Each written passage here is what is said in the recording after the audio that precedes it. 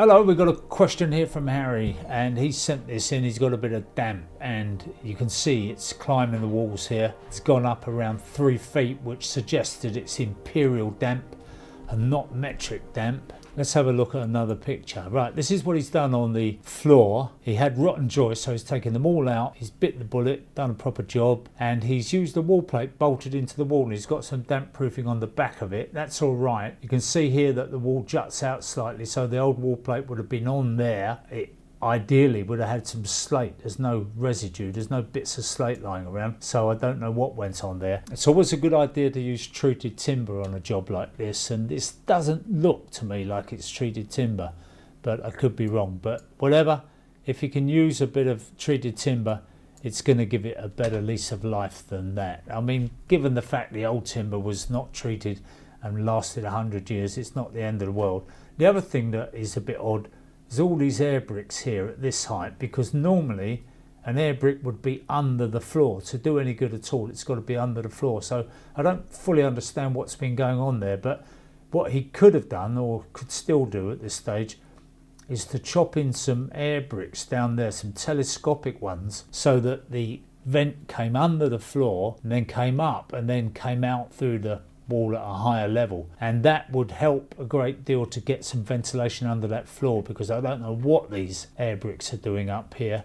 And the other thing you could do is put a sheet of polythene over the whole floor to stop any damp coming up, or stop the majority of the damp coming up, and then it means the air bricks have got less work to do, because then rather than having a very damp subbase under there, he would at least be keeping some of it down low, and all these little things help. So let's have a look at the outside, because the outside is a story in itself, isn't it? He said he's already tried the dry zone cream. Well, if this is Harry's work, he's put it in the brick, which is not a good idea. It used to be done all the time, but now what they say is put it in the mortar course. So put it wherever you see, like supposing the damp's going to climb up here, we put an injection in there, we put a dry zone rod in there, I would use, and then we put another one in there because it's going to climb up there, and then we put another one there, and we put another one there, another one. So anywhere that it can climb up vertically, we need to have a dry zone rod. So if you do that all the way along, that's going to help enormously. But we're still stuck with this problem of the external ground level being too high, because that's on the same level as the floor inside, and it should be a good 6 inches below. In fact, if you dug all this out, this concrete that somebody's put in there, well, it's not even concrete, a bit of rubble with a bit of concrete skim over the top.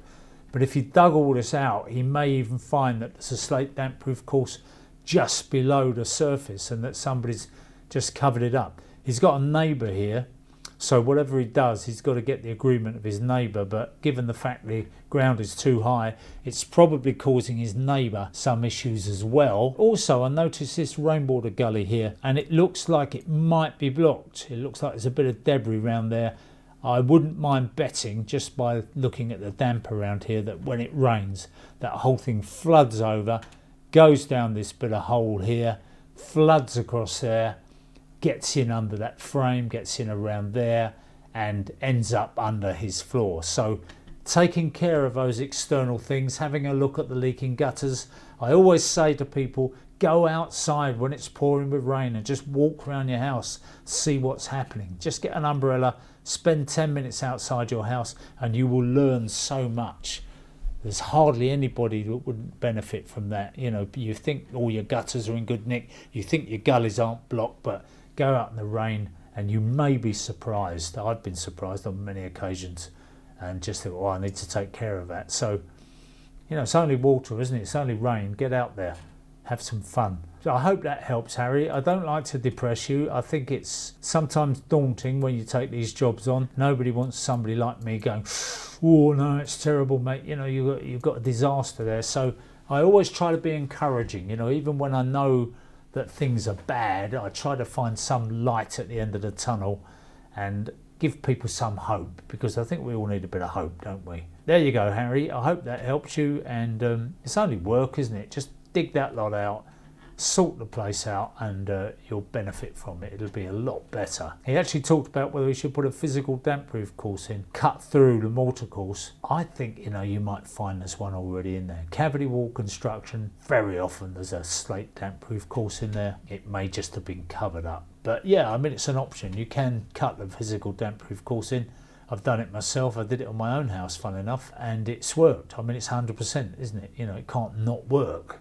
But you have to do it in sections. You have to overlap it, and you have to slate wedge the brickwork. You have to dry pack it so there's no shrinkage, and just work your way gently around. But nice little job for the summer. You know, you don't need to do it all in a day. You can do a section there, leave that section, do a section round there, and then go back and do the other ones a couple of days later. It's all good fun. Right, if you've got a question and you'd like to send it in to us, we're always pleased to get your questions, and we try to answer as many as we can.